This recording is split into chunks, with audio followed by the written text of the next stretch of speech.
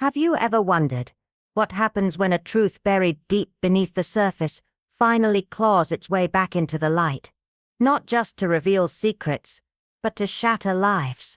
Today I'm going to tell you a story where a single silent glance, an innocent smile, and a forgotten whisper sparked a storm no one saw coming. Those who believed they held control had the ground ripped from beneath them, and the one who had waited in the shadows for years finally found her voice, but at a heavy cost. The real question is, are you ready to know the truth? Then hold your breath and stay with me, because the secret you're about to uncover might just shake you to your core. It was a crisp, early spring morning in St. Mary Me, the sort of day where the light seemed to hold its breath in anticipation, and Miss Marple, ever the patient observer, was tending to the delicate roses in her garden. With the same quiet care she applied to the human character, she pruned, clipped, and adjusted, as though nature itself had secrets to share, if only one took the time to listen. The garden, modest yet immaculately ordered,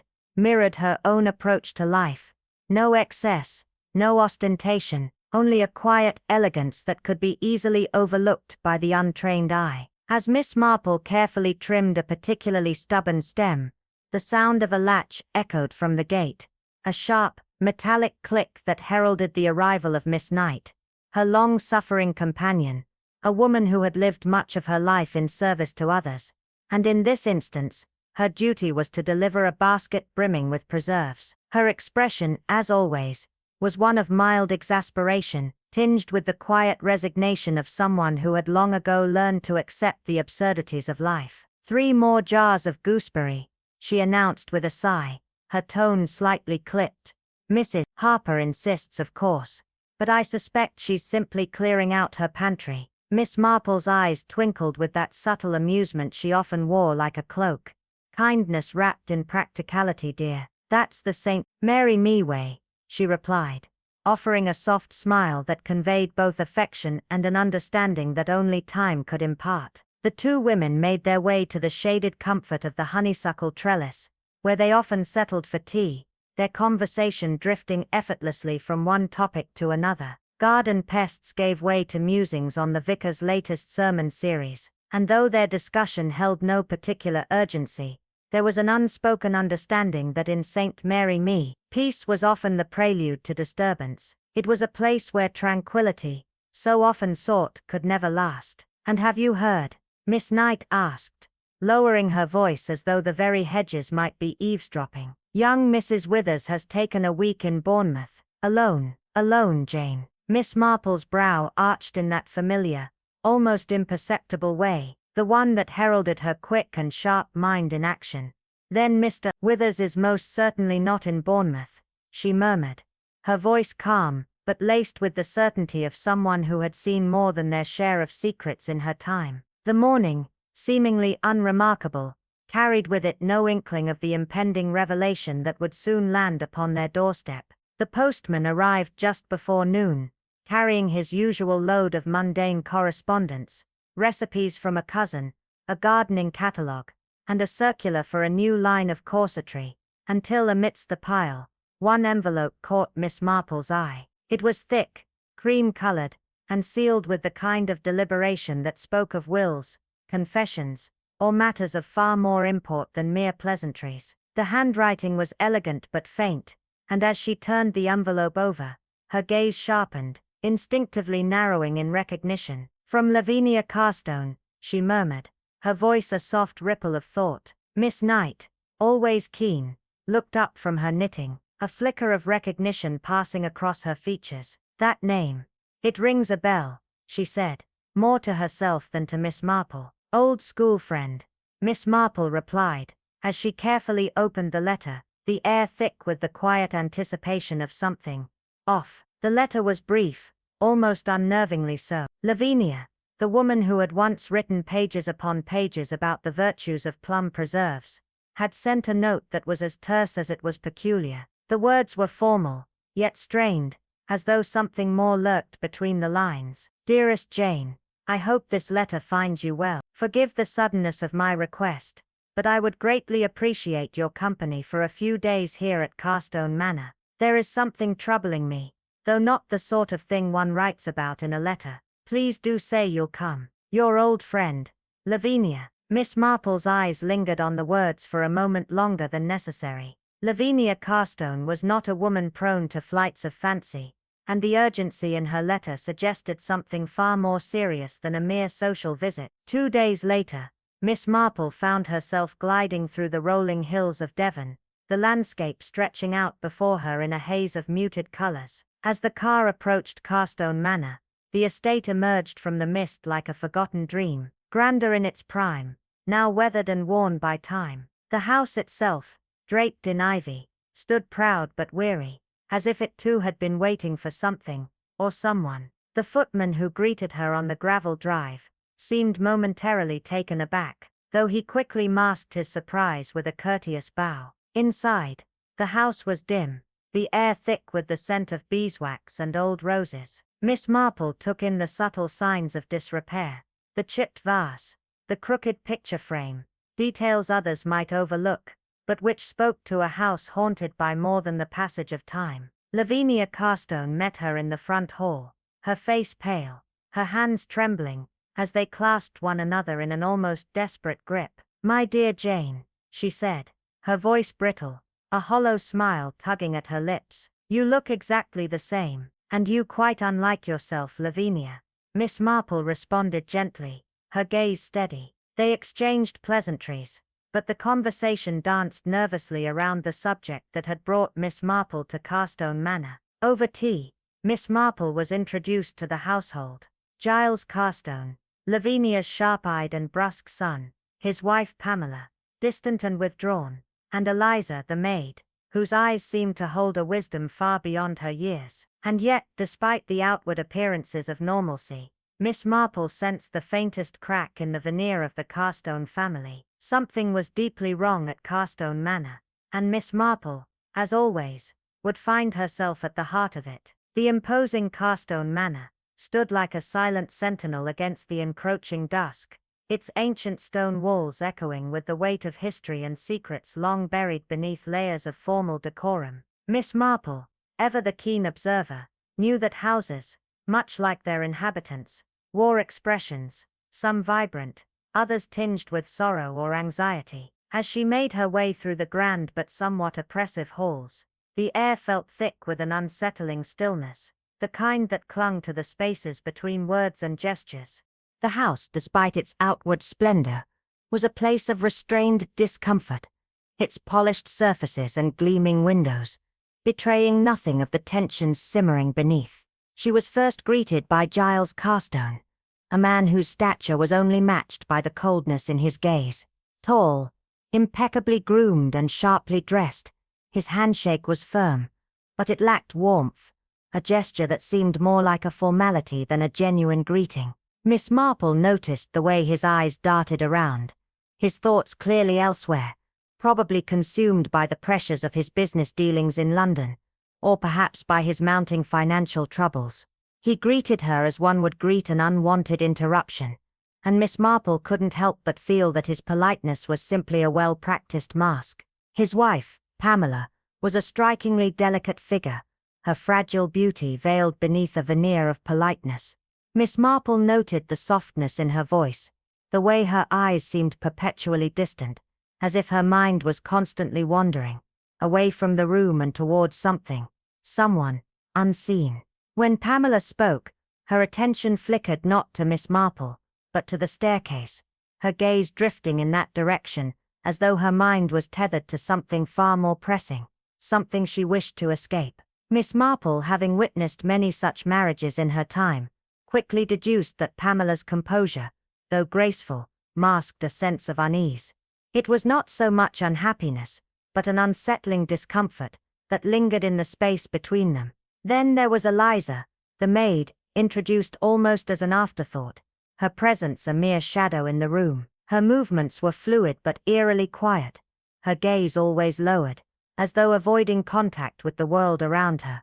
There was something profoundly unsettling about her stillness, an almost ghost-like quality that set her apart from the other inhabitants of the manor. Miss Marple watched her carefully, noting the way her hands trembled as she set down the tea tray. There was a softness to her demeanor, but it was not one born of timidity. It was something deeper, a reflection of an inner turmoil. Miss Marple's sharp eyes did not miss the subtle signs. The way Eliza's pale hands quivered, betraying a nervous energy that could not be hidden, despite her best efforts. As the dinner hour approached, the guests gathered in the long, imposing oak-paneled dining room, where ancestral portraits lined the walls, their painted eyes seeming to look down with faint disapproval on the living. The conversation flowed with the measured rhythm of a family who had perfected the art of polite detachment, weather reports, government missteps, the latest fashion trends. But beneath the veneer of civility, Miss Marple could feel the barely contained tension that vibrated in the space between every word. As the conversation meandered, it was the mention of the East Wing that caught her attention. Giles, his voice clipped and firm, insisted that it was time to sell the empty rooms that had remained unused for years. His words, though wrapped in the guise of practicality, carried the sting of something personal, something he had long resented, but had yet to voice fully. "There's no sense in heating empty rooms," he muttered, his impatience evident. His mother, Lavinia, stiffened at the suggestion, her pale face tightening with indignation. "Your father built this house for the family, Giles," she countered, her voice unwavering. "I will not see it sold off like some piece of firewood to fit your balance sheet." Miss Marple could see the way Lavinia's eyes darkened, the anger simmering beneath the surface of her composed facade. The conversation was a mere prelude to the tension that hung in the air, and then, as though on cue, the atmosphere shifted violently. As the footman cleared the soup and Eliza stepped forward with the wine decanter, the sudden sound of glass shattering startled the room. The decanter slipped from Eliza's trembling hands, sending a cascade of red wine across the hearthrug, staining the fine carpet in a way that was almost grotesque, like blood spilled in haste. The room fell silent for a heartbeat, before Pamela, startled, rose halfway from her seat, her face a study in shocked concern. "It's quite all right," Lavinia interjected quickly, her voice a little too high-pitched, her efforts to dismiss the incident almost frantic. Yet Miss Marple had been watching carefully, and the way Giles responded told her everything she needed to know. Rather than showing concern or even offering assistance, he had leaned back in his chair, his eyes narrowed in calculation, as though this accident, this small, unremarkable incident, had confirmed some unspoken suspicion in his mind. Later that evening, after the dinner party had fractured into strained conversations and awkward silences, Miss Marple retired to her room. She stood by the window overlooking the back garden, the wind rustling the hedges, but it wasn't the breeze that caught her attention, it was the sound, a faint muffled sob, barely audible, but unmistakable. It came from somewhere down the hall, near the servants' quarters, and it sent a chill through Miss Marple's spine. The sound lingered in the air, haunting, a sharp contrast to the stillness that had preceded it. She pressed her hands together, and murmured softly, "Poor girl." The source of the crying, though not yet fully revealed, felt like a harbinger, an omen of something far darker hidden within these walls. The next morning, the house erupted into chaos. Miss Marple, calm and collected as ever, had just begun dressing when a shrill cry pierced the morning air, followed by the frantic pounding of boots against the flagstone floor. She descended with deliberate composure, past Pamela, whose face was drained of all color, her body frozen with fear. Lavinia, clutching the banister, seemed on the verge of collapse. The tension that had been building for days, perhaps even weeks, was now finally spilling over, and Miss Marple knew with certainty that the secrets of Carstone Manor were about to be laid bare, and whatever had been set in motion could no longer be contained. She was ready to uncover the truth, even if it meant unraveling the entire twisted fabric of this house's dark legacy. The air in Carstone Manor had grown heavy, thick with something far darker than mere grief. Miss Marple, sitting quietly in the grand morning room, her knitting needles clicking steadily in the silence, felt the weight of unspoken fears that gripped the house. The suddenness of Eliza's death, a fall in the scullery, the blood-stained tiles, had shaken everyone, but it was the small subtle details that gnawed at Miss Marple's mind. She had noted how Eliza's shoes were dry, not a trace of water on them despite the claim that she'd slipped. The faint fresh scratch across Eliza's wrist, had not gone unnoticed either, a telltale sign of something more than a simple accident. Her mind churned as she continued her task, each loop of yarn mirroring the intricate web of suspicion and intrigue she was unraveling in her thoughts. The household was shrouded in an unsettling stillness now.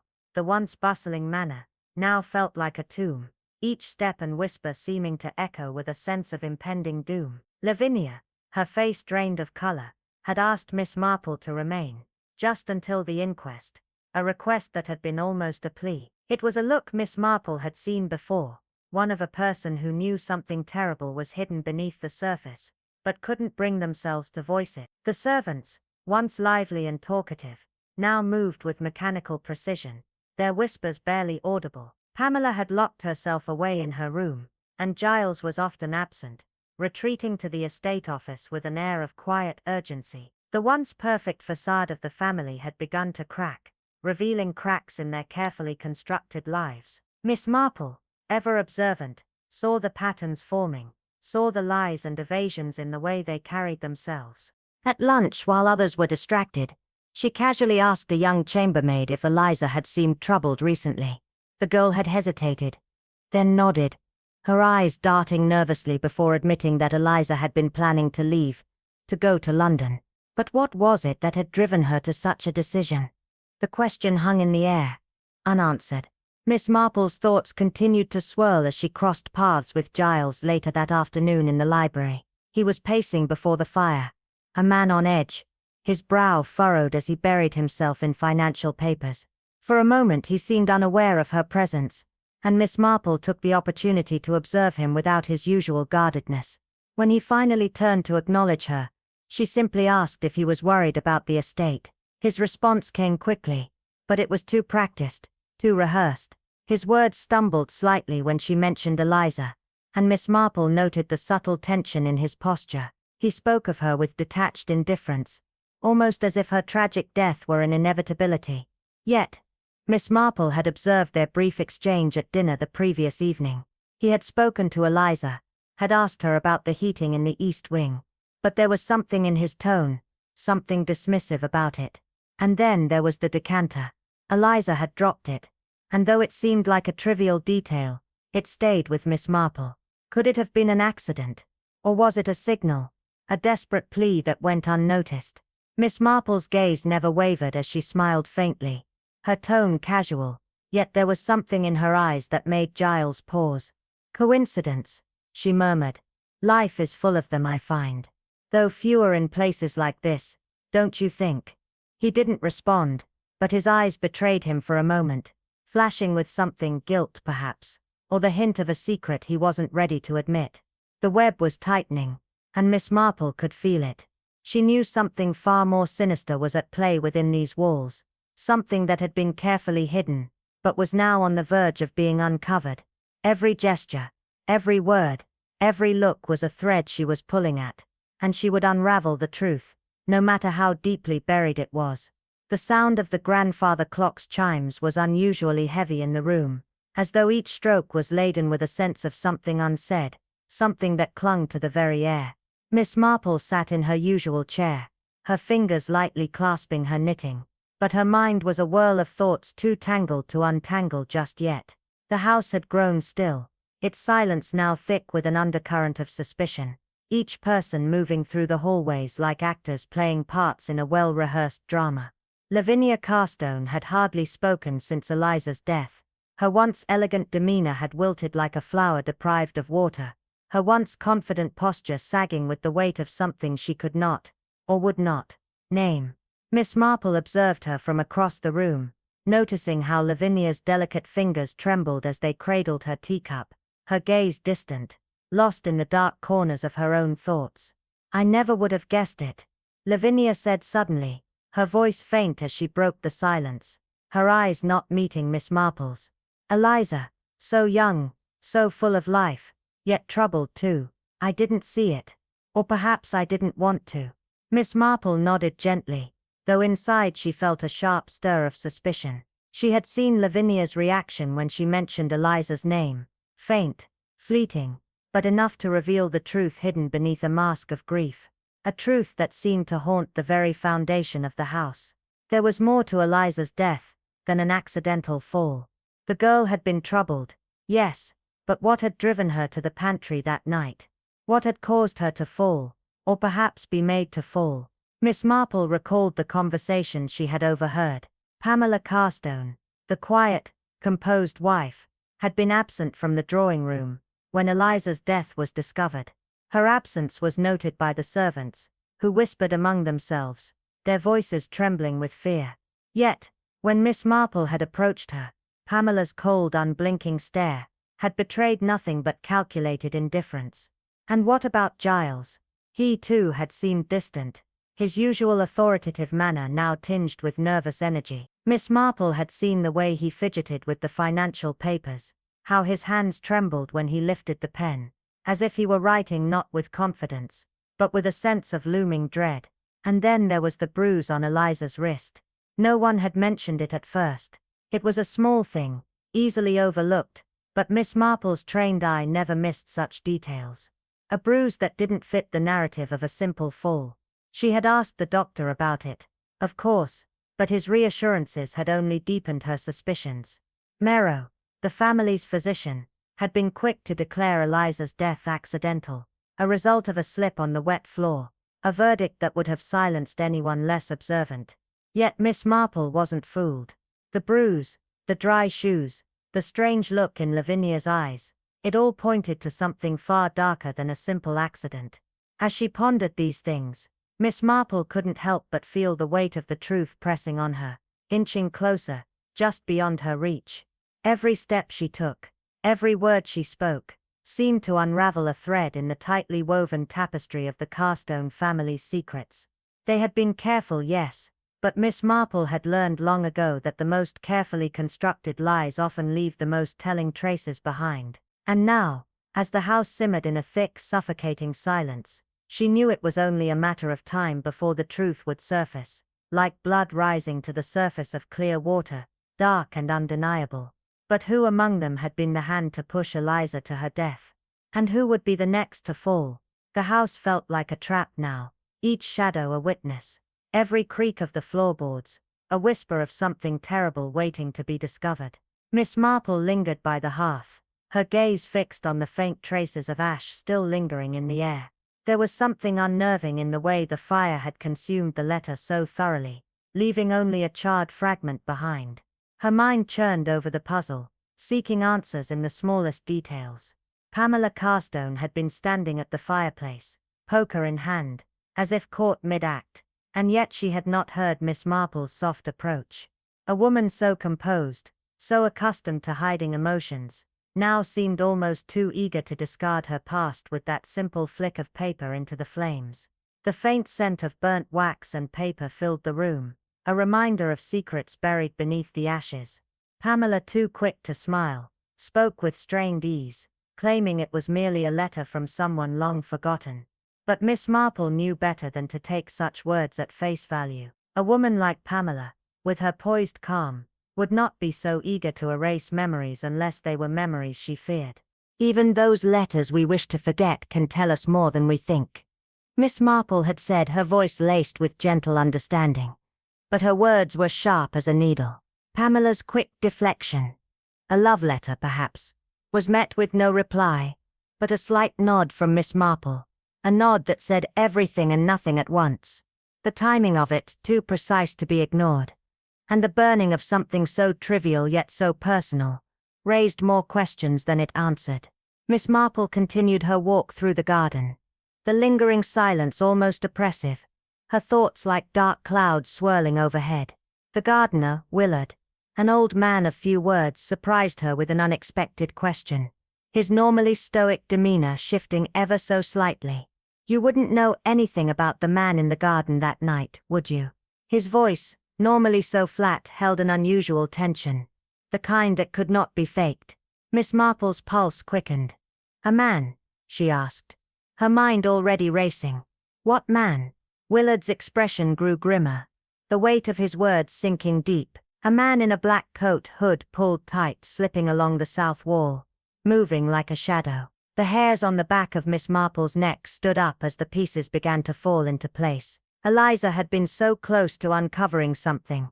Something that had cost her life. But who had been watching her? Who had been waiting for her to act before they could stop her? With each whispered detail, the truth seemed to grow clearer, and yet more elusive, like a mirage fading the closer she came. There was no rush in Miss Marple's movements as she walked away. The lingering tension in the air, a promise that the answers were out there, waiting to be uncovered, but only if she was patient enough to follow the threads. The game, she knew, had only just begun.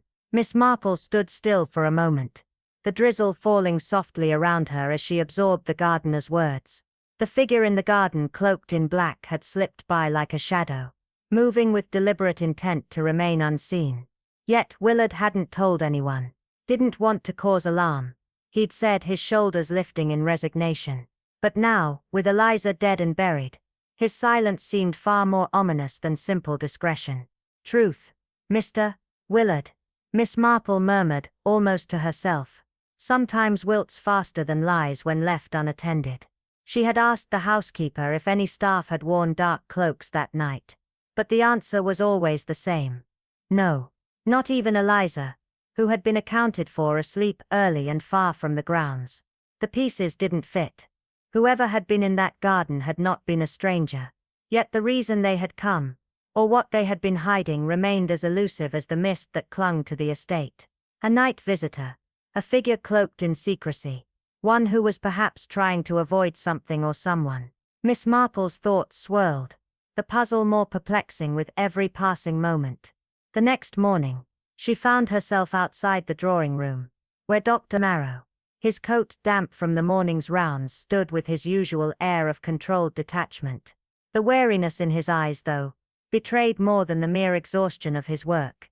"Busy, Miss Marple?" he asked, his voice clipped, as if each word had been weighed and measured before leaving his lips. She smiled faintly. "A taxing week, I imagine." "Very," he replied, his gaze flickering slightly. The conversation turned quickly, Miss Marple keen to probe further. "It's curious," she mused aloud, "how a fall can look so selective." Dr. Marrow's posture stiffened. "Falls are unpredictable," he countered, his tone tight. But Miss Marple was not one to be deterred. "Ah, but bruises, doctor. They can tell a very different story. Some, quite eloquently, don't you think?" His expression hardened, his words cold. "If you're insinuating something, Miss Marple." "Oh, never," she replied, her voice sweet with feigned innocence. "I simply wonder, did Eliza come to see you recently? For something unrelated, perhaps?" Dr. Marrow's eyes flickered briefly, but the mask of professionalism returned swiftly. "Even if she had, I wouldn't be at liberty to say." Miss Marple nodded, as if she understood, her tone light. "Of course, doctor. Patient confidentiality.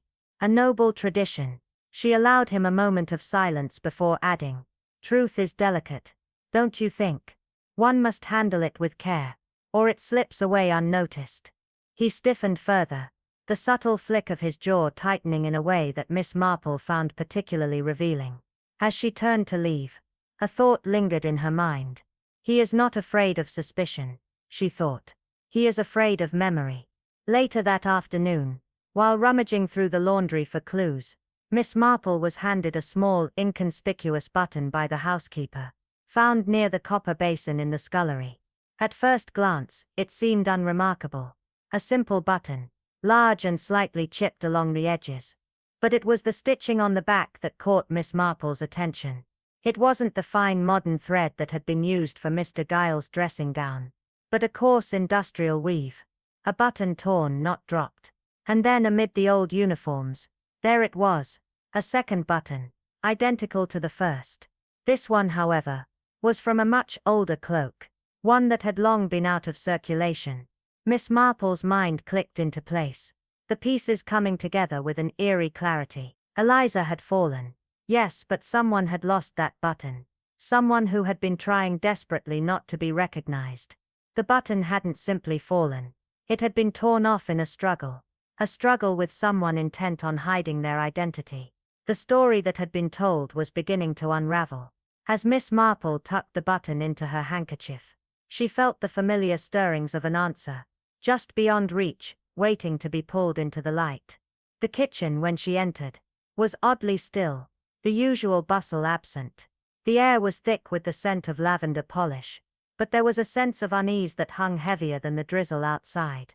Someone was hiding something, and Miss Marple was certain she would be the one to uncover it. The kitchen felt oddly quiet that afternoon. The usual bustle of chopping, sizzling and gossip stilled as the cook was away in the village, and the housekeeper had taken refuge upstairs. Miss Marple entered, moving with deliberate intent, her mind still focused on a remark she'd overheard in the scullery, a stray mention of Eliza keeping her own set of notes, not in the household book but in a separate private collection. It was a small detail, one that might have easily gone unnoticed, but not by Miss Marple. She knew that the smallest threads often unraveled the largest mysteries. She found the recipe book exactly where she anticipated, nestled between a weathered tome on preserves and a more recent one on pastry glazes.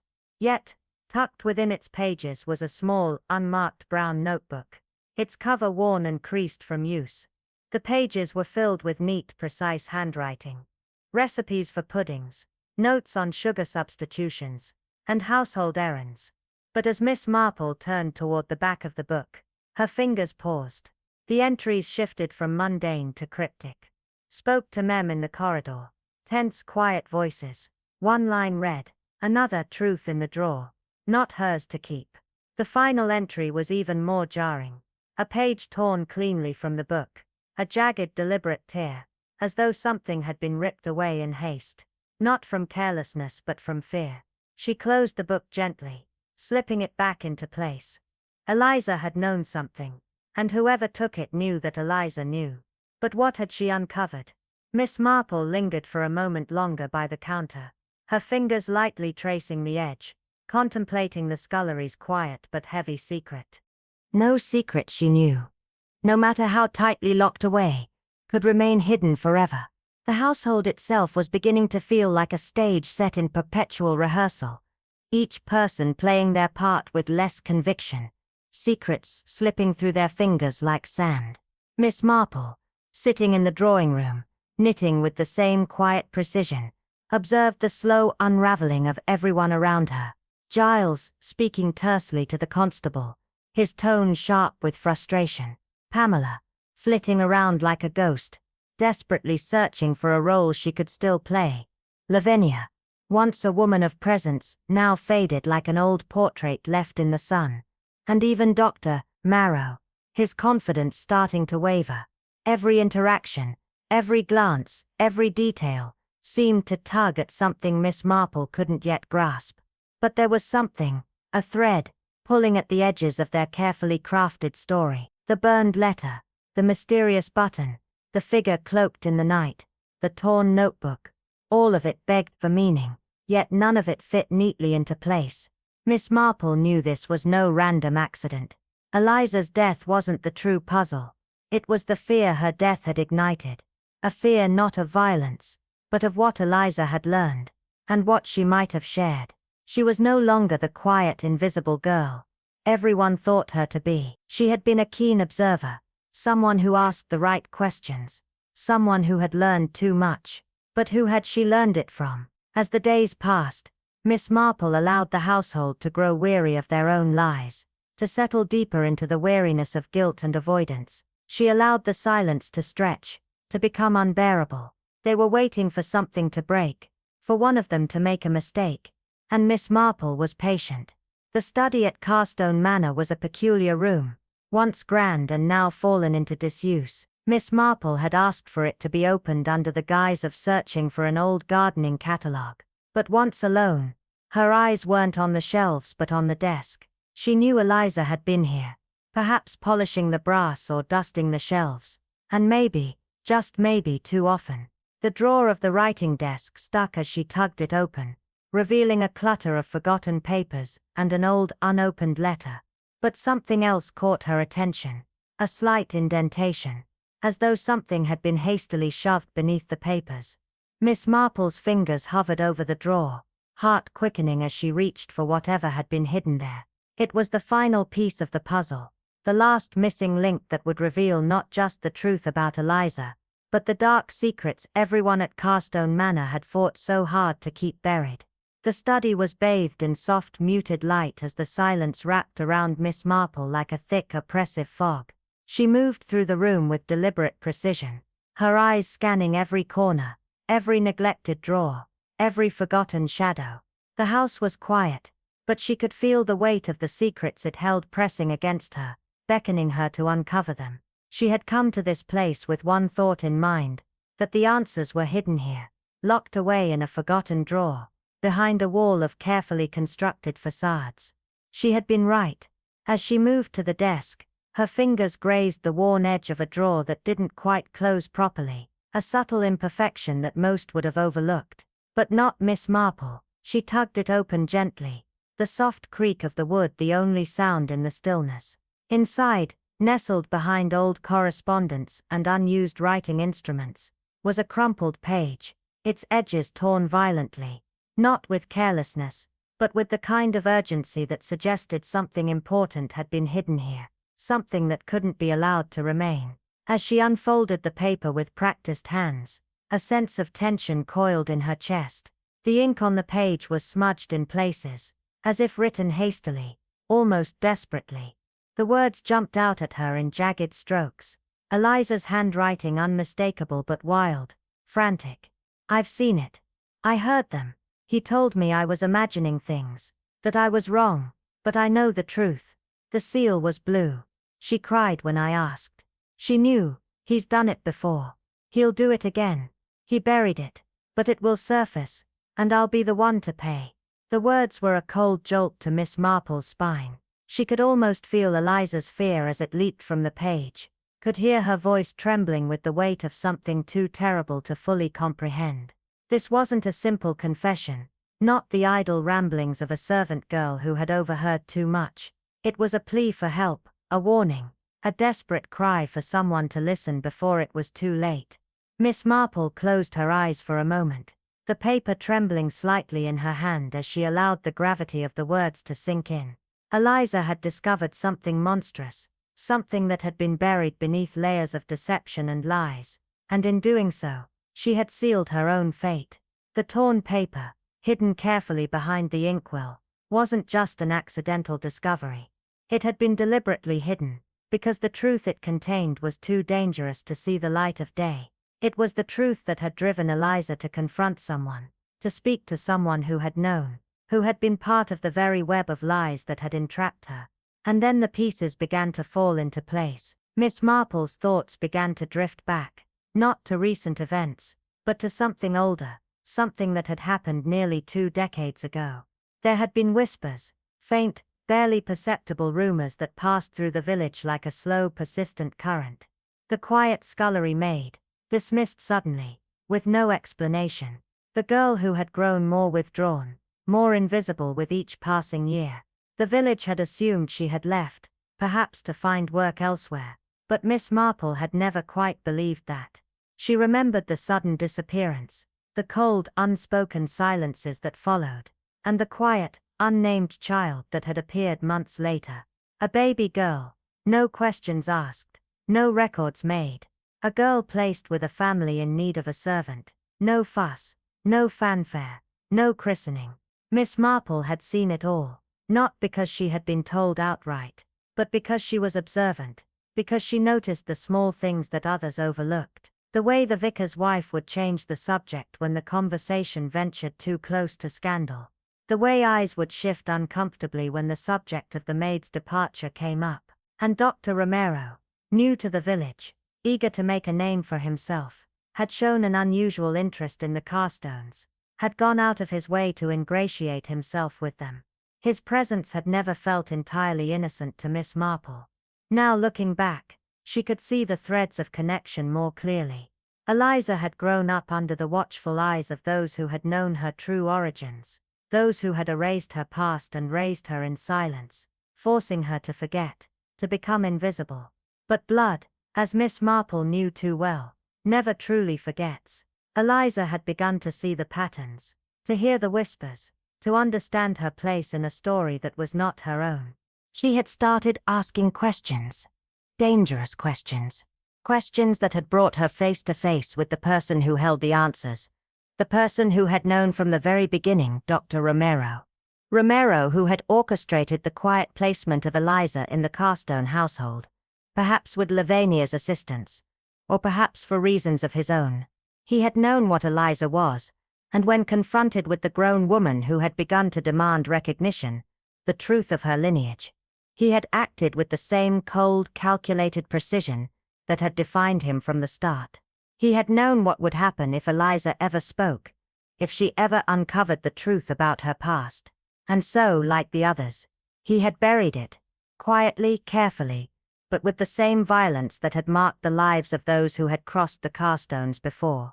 Miss Marple sat back, her fingers now still, the crumpled paper tucked safely away in her cardigan pocket. The fire crackled quietly beside her, but her mind was racing, piecing together the final puzzle. She could see it now, clearly. Eliza had been more than just a servant. She had been the consequence of a family's carefully constructed lie, a lie that had been buried and hidden in plain sight. And now the truth that had been buried beneath years of silence and fear, was beginning to surface once more. Miss Marple closed her eyes, the weight of it all settling around her like a heavy cloak. She had watched, listened, and waited. Now it was only a matter of time before someone made a fatal mistake, before the truth came to light once and for all. The library, bathed in the pale glow of evening light, felt suffocatingly still, as Miss Marple sat in her armchair, her mind a whirlwind of revelation and connection. Above her, she could hear the muffled footsteps of those unaware of her sharp, calculating observations. The ticking of the grandfather clock echoed in the quiet, a sound that seemed to measure the passing of time, time that had long since run out for Eliza. The weight of the truth settled over Miss Marple like dust before a storm, thick and inevitable. Eliza had not died because she was a maid, nor because she had been discarded by society. No, Eliza had died because she had become inconvenient, too dangerous to remain alive, a thread in a tangled web that someone was desperate to keep hidden. Miss Marple had spent a lifetime studying the intricate dance of human nature, and she knew that murder, more often than not, was not born from passion, but from a far more insidious emotion. Fear. Fear of exposure. Fear of the truth coming to light.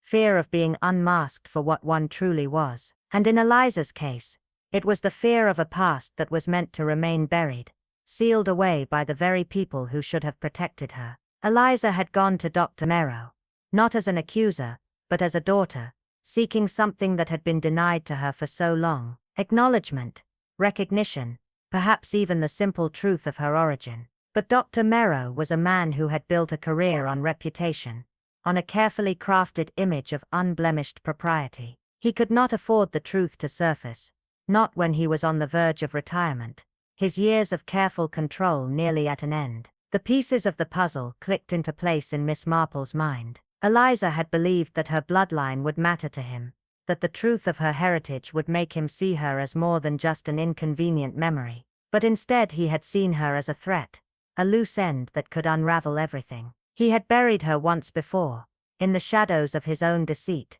and now, in a cruel twist, he would do it again, not with a violent confrontation, but with the subtle, silent precision that only someone with his knowledge could manage. Eliza, trembling with a resolve born of desperation, had come to him with the evidence. The letter, the seal, the scattered fragments of truth that she had pieced together. Miss Marple imagined the scene in vivid detail, the cold tension between them. Dr. Romero's pale face, his clenched jaw as he understood what Eliza was implying. His mind raced, calculating the consequences, and in that moment, he made his choice. No violence, no bloodshed, just a quiet lethal strike. A blow in the scullery, perhaps with the very pail that Eliza had been about to fill. The scene would be staged.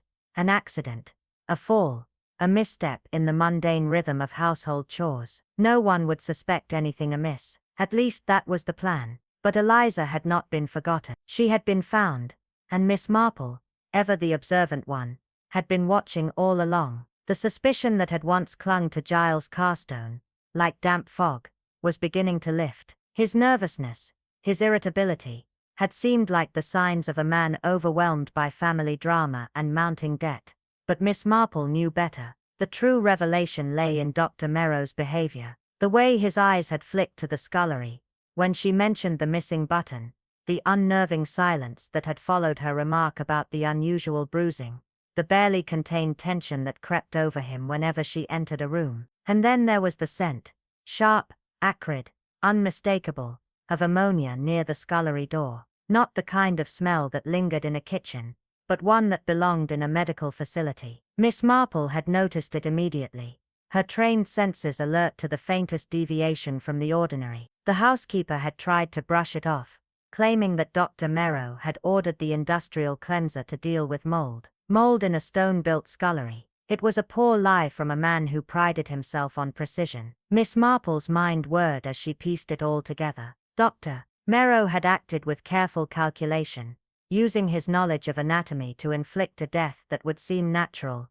even accidental. He had ensured that the evidence was almost impossible to dispute. But Miss Marple's brilliance lay not in her ability to remember, but in her ability to see what others assumed. Dr. Merrow had assumed that his silence would be his protection, that no one would question the accident he had so meticulously crafted. He had underestimated Miss Marple. As she sat in the rose arbor, the details began to align with perfect clarity. Eliza had not slipped on the wet floor as everyone had believed.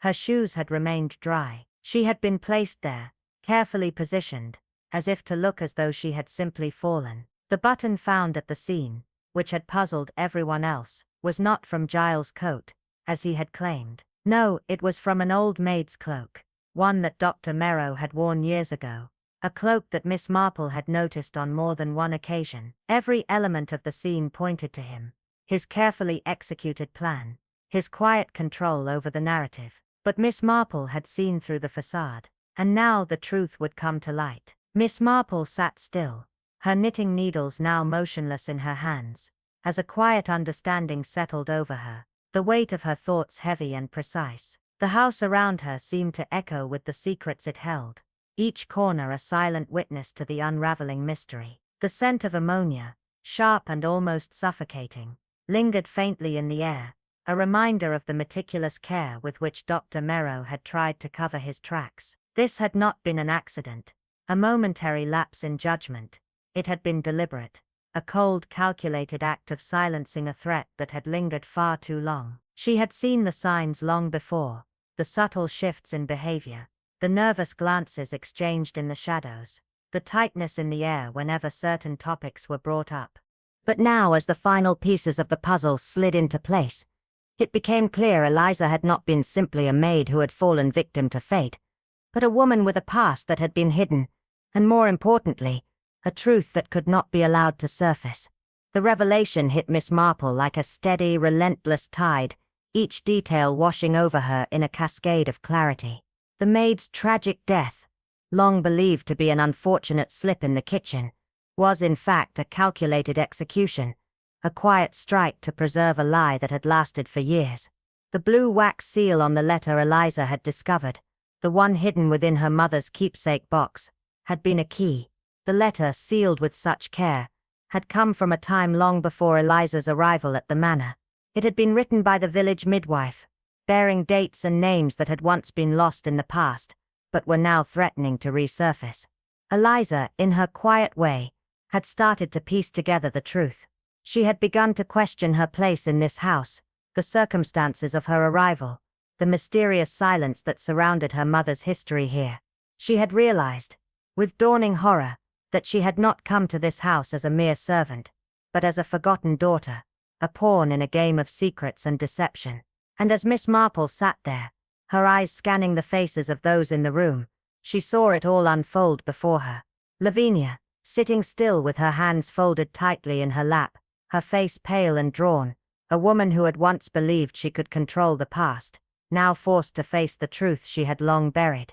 There was the faintest flicker of recognition in Lavinia's eyes, a glimpse of the woman who had arranged for Eliza's return to the manor all those years ago, not as a daughter, but as a servant, a silent witness to a family's shame. She had done it out of necessity, perhaps even out of kindness, but in doing so, she had buried a truth so deep that it had nearly consumed them all.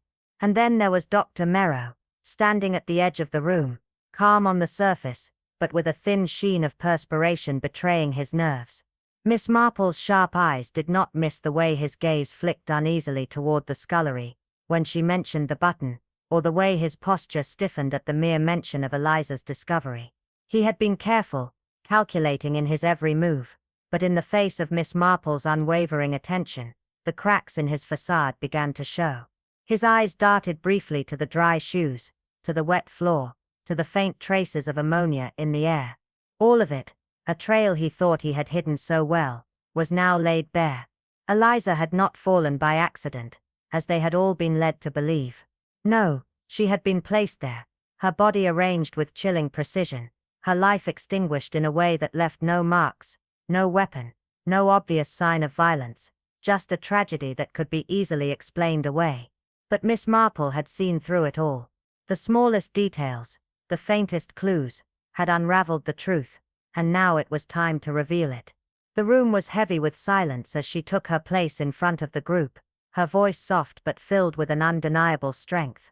"Tomorrow," she began, her words measured, each syllable carefully chosen, "I will explain what happened to Eliza, not as an accusation, but as a story that must be told." The room held its breath, and for the first time, Miss Marple allowed herself to linger on the faces of those gathered, each one now trapped in the web of their own lies. "Eliza," she continued, "was not just a maid who ended up in the wrong place at the wrong time. She was a young woman with a question that led her to discover something she should never have known. Her mother, a maid once employed here, had fallen into hardship, and it was you, Lavinia," she said, her gaze never wavering from the woman's face, "who arranged for Eliza's return, not as a daughter, but as a servant. You meant no harm, I'm sure, but you never gave her the full truth." Lavinia's hands trembled slightly, but she said nothing. The room was still, the tension palpable. Miss Marple paused, allowing the weight of her words to settle.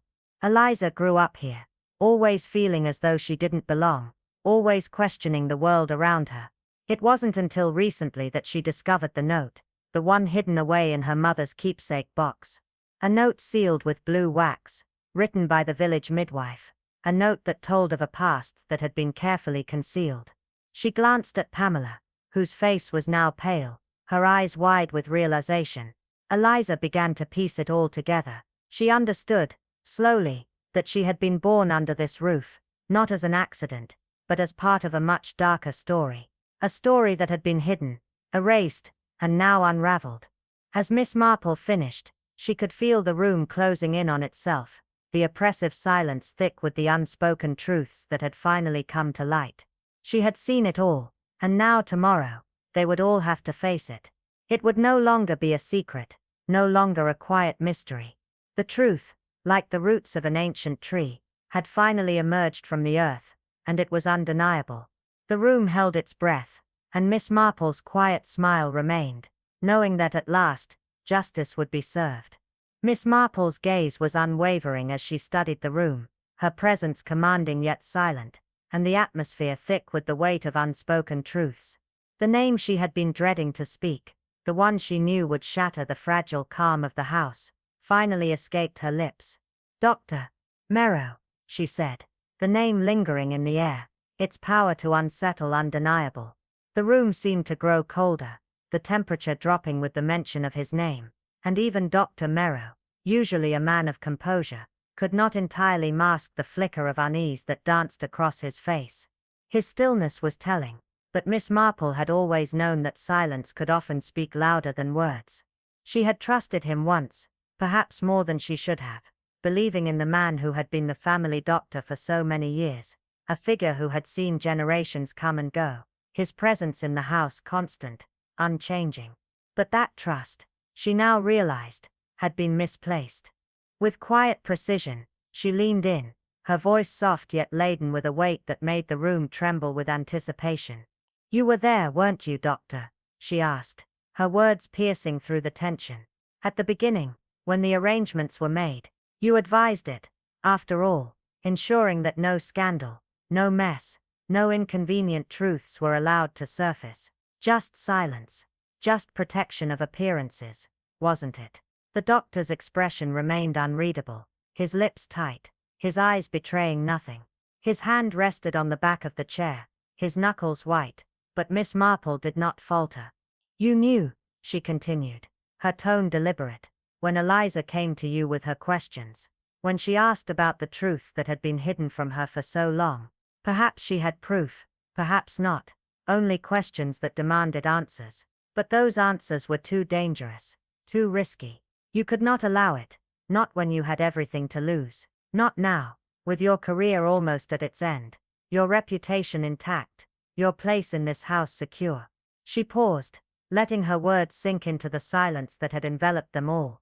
Dr. Merrow's gaze flickered for the briefest moment, a shadow of guilt passing through his eyes, but he remained silent, his lips pressed into a thin line. "You struck her quickly, didn't you?" Miss Marple said, her voice gentle yet firm, with no anger, no outward rage. "You were precise, calculated. And then you staged it, made it look like an accident, a tragic slip in the kitchen. The water, the bruises, the way the body was arranged. It all seemed so carefully planned, so clinical." The doctor's silence was deafening, but Miss Marple was undeterred. She could see it now, the cracks in his calm facade, the unspoken confession hanging heavy in the air. "But there were mistakes," Miss Marple continued, her voice unyielding. "Small details, yes, but ones that cannot be ignored. Eliza's shoes, dry, untouched by the water she was supposed to have slipped in. Her hands, clean, no signs of scrubbing, no marks to suggest she had been working. She wasn't even close to the water, was she, Doctor?" The words seemed to hang in the air, and Dr. Merrow's eyes shifted, the first signs of unease creeping into his otherwise composed demeanor. "You knew where to strike though, didn't you?" Miss Marple's tone softened, but the sharpness in her words cut through the room like a blade. A blow just behind the ear. A fall would never have caused that kind of wound. But you knew how to make it look believable, how to use the trust the household had placed in you, to exploit the grief and confusion that followed. She let the truth linger, watching as Dr. Merrow's posture stiffened, his hands now gripping the chair harder, his face pale, as if the weight of his guilt had finally caught up with him. "You returned, didn't you?" Miss Marple added, her voice now barely a whisper, yet her words were like thunder in the silence. "Moments after the deed was done, just to adjust the body, to make sure the angle looked natural. Then you left, as though nothing had happened. Just another doctor, finishing his rounds, his reputation intact." She looked at him one last time, her gaze steady and unwavering. "You concealed it all, Doctor. Behind routine, behind trust, behind a reputation built on discretion. And for a while, Eliza's death was simply an accident, an unfortunate tragedy. But the details, Doctor, the details never lie." Miss Marple's gaze then moved to the others in the room, her voice steady, though it carried the weight of revelation. "And then there was the button," she continued, her tone light, almost conversational, "found beneath the scullery table, near Eliza's left hand. We assumed it was from your dressing gown, Mr. Giles." "Yes?" She glanced at him, his discomfort palpable. "But the thread," she said, with a knowing look, "does not match your robe. It was a heavier weave, more like the fabric used in the older household uniforms, the ones worn by the staff, the ones worn on cold, rainy evenings, when a doctor makes his rounds in poor weather." She reached into her reticule, and produced the button, wrapped carefully in a linen square, and placed it on the table before them. "This comes from a maid's winter cloak, a uniform worn by the staff, but no longer issued, not for years." Her eyes flickered briefly to Dr. Merrow, who had stiffened at the mention of the uniform. "You wore it, didn't you, Doctor? Not that night, perhaps, but once.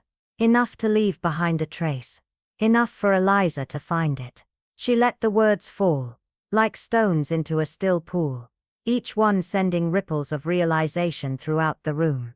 Dr. Merrow's eyes darted to the button, his breath quickening, his facade slipping further with each passing second. Miss Marple could see it now. The slow unraveling of the man who had thought he could hide behind a lifetime of trust. A career built on quiet service. But now, in this moment, the truth had caught up with him. And soon, everyone would know. The air in the room grew thick with tension. As Miss Marple's gaze fixed on Dr. Merrow, her voice steady yet piercing. "You built your world on a foundation of control," she said. Her words measured and calm, shaping this village's respectability, guarding its image with meticulous care, never letting a crack appear. You kept the truth locked behind polished walls, never imagining that one small shift, one solitary question, could topple the whole facade. The doctor, unmoving, stared at the carpet beneath his feet, the lines of his face taut with the strain of a lifetime spent in quiet defiance of the truth. "Eliza came to you, didn't she?" Miss Marple continued, the quiet authority in her tone wrapping around him like a noose. She wasn't merely asking questions. She was demanding answers. She had uncovered something, a secret that could shatter everything you had worked to protect. Her voice softened, but her words cut through the air with surgical precision. "And you, doctor, in the panic of it all, chose to silence her." A silence fell between them, so thick it could almost be touched. Her words hung like a shadow over his shoulders, as she unfolded the puzzle, piece by piece, from the button found beneath the scullery table, to the dry, untouched shoes that betrayed the false narrative of an accidental fall. "You didn't act out of malice, did you?" she mused softly, her eyes narrowing slightly. "No, you acted out of desperation. Desperation to maintain the life you'd so carefully crafted. A life that threatened to unravel in the wake of Eliza's discovery. She wasn't a threat to you, doctor. She was a threat to your perfect story." He remained silent, his lips barely twitching as he absorbed her words. Miss Marple didn't need him to speak. She already knew. His years of composure had been nothing more than a well-built illusion, one that cracked in the face of an uncomfortable truth. "You staged the fall, didn't you?" she asked. "The water, the bruises, the body placed in a way that seemed like an accident. But it was all a lie. Carefully constructed. Yes, but a lie nonetheless." She paused, her gaze flickering momentarily toward the hearth, as if she could see it all play out once more. The quiet brutality of the act, the calculated precision. "Eliza was never meant to speak again, was she?" Miss Marple's words were slow, deliberate. "But the truth, that truth didn't die with her. It lingered, hidden in plain sight, and it was your own hands that would eventually pull it free." The room seemed to hold its breath. The doctor's grip on the back of his chair tightened as he remained silent, the air growing colder with each passing second. Miss Marple finally leaned back in her chair, folding her hands with the finality of someone who had already seen the end of a story. "And now," she added softly, "it is the truth that will remain. And your reputation, your carefully maintained image will crumble. All because you couldn't bear the thought of a single crack in your perfect world." The silence that followed was almost unbearable, punctuated only by the soft crackling of the fire.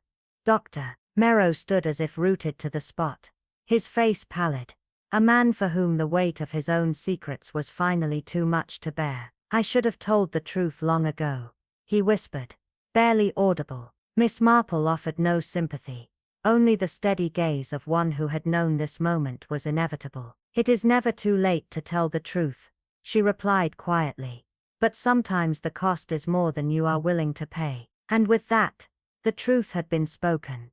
The silence had been broken, and the walls that had stood for so long finally crumbled under the weight of a single simple confession. The room remained heavy with the unspoken, the weight of the truth settling in the air like an unexpected storm. Miss Marple placed the final scrawled words on the table between them, her eyes tracing the delicate curves of Eliza's handwriting. She read them again, not in anger, but with a quiet sadness, as if each letter held the weight of a life that could have been. Lavinia's voice trembled as she whispered, "She was always mine in some way. I wanted to protect her, to give her a future." Miss Marple's gaze softened, and she reached across the table, covering her friend's hand gently.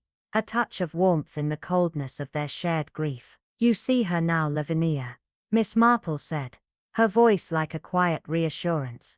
"And that is what matters." The older woman nodded, her eyes lost in the far distance, where Eliza had once walked unnoticed, a ghost among the living. The garden, once a place of quiet indifference, now felt alive with memories, with the weight of a truth that would never be forgotten. The days that followed were marked by a deep, almost mournful stillness.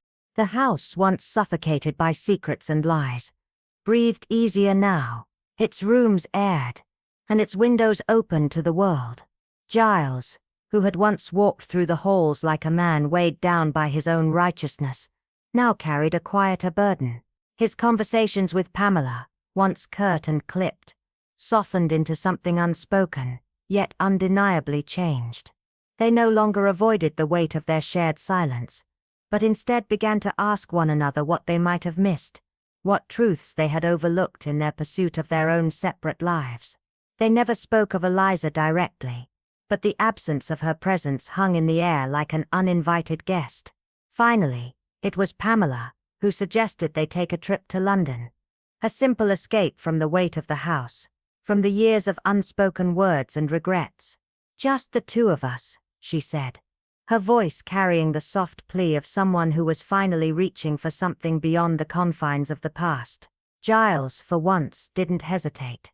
It was the first time in years that they left without the suffocating baggage of unresolved tension, and Miss Marple, watching them leave, saw the subtle shift in their posture, the lightness in their steps. There was no fanfare, no declaration of healing, but sometimes, she thought, the true measure of healing came not in grand gestures, but in the small, quiet moments of rediscovery. Back in St. Mary Mead, Miss Marple resumed her routine, as though the world had never shifted beneath her feet. It was on one of these ordinary afternoons, while sipping tea with Mrs. Eccles, the vicar's wife, that the subject of Eliza came up.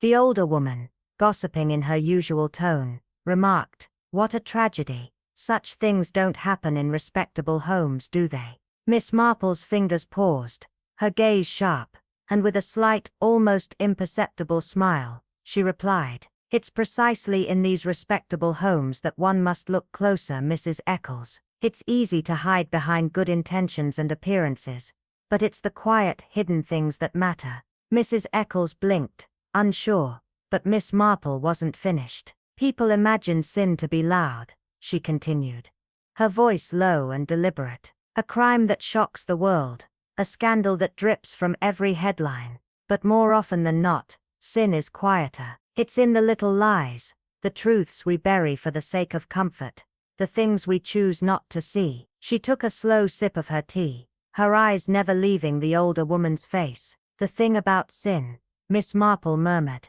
"is that it never truly stays buried. It has roots, and roots, my dear, always find their way back to the surface, no matter how deep we bury them." Mrs. Eccles nodded, though she wasn't sure what sin Miss Marple was referring to. Miss Marple didn't elaborate. Some truths, she believed, were best left unspoken once they had been revealed. A few days later, Miss Marple sat once more in her garden, the rhythmic motion of her knitting needles filling the quiet afternoon. The roses, bold and bright, had bloomed early that year, their fragrance mixing with the hum of the bees, and the distant chime of the church bell. Everything seemed normal, as though the storm had passed and left behind only the calm. But for Miss Marple, the storm had never truly passed. She knew the quiet aftermath would always leave its mark, the small cracks, the things that could never be undone, the lives that had been irrevocably altered by secrets long buried. The village, too,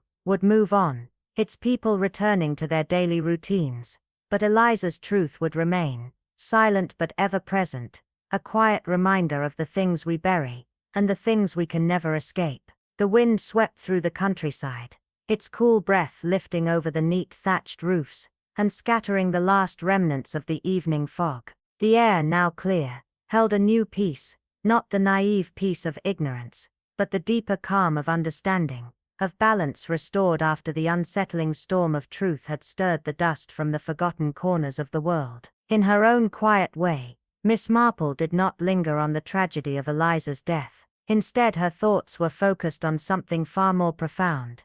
Eliza's courage, her unyielding desire to be seen, to step out of the shadows, and claim the truth of her identity. She had chosen, in her final days, to pull at the threads of a past that had been denied to her, gently at first, then firmly, until the entire story unraveled in front of those who had never noticed. And it was with that thought that Miss Marple allowed herself a faint smile, a small but knowing gesture. Justice, she mused, had not arrived in a violent surge, but with the soft clarity of a long-awaited dawn breaking through a long dark night. It was the kind of justice that required no fanfare, no loud declarations, but the quiet strength of persistence and patience. In the winding lanes of the village, beneath the ivy-covered walls of stately homes, the truth had not arrived in a dramatic outburst, but in whispers, soft insistent whispers, that had grown stronger with each passing moment. And it was through the eyes of an unassuming maid,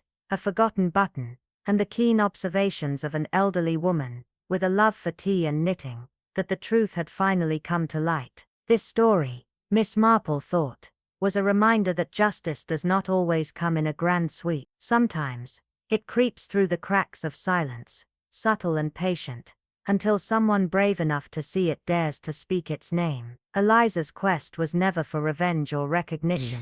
She had simply sought to uncover the truth of who she was, her true self, hidden beneath layers of deceit. And perhaps, Miss Marple mused, that is the essence of what we all desire: to be seen, to be remembered, to be understood for who we truly are, in all our complexities. Yes, Eliza's death had been a tragedy, but it was also a revelation, for even in the end, her voice had not been silenced. Through quiet persistence, it had finally been heard, bringing with it the kind of justice that could only be earned through patience and quiet strength. And now, as the evening sky deepened into twilight, Miss Marple asked herself a question. If you discovered a secret from your past that had the potential to ruin someone else's future, would you confront them, or would you let the past remain buried? It was a question without an easy answer, but one that lingered, unspoken in the air. She turned her attention back to her knitting, but her thoughts were already far away,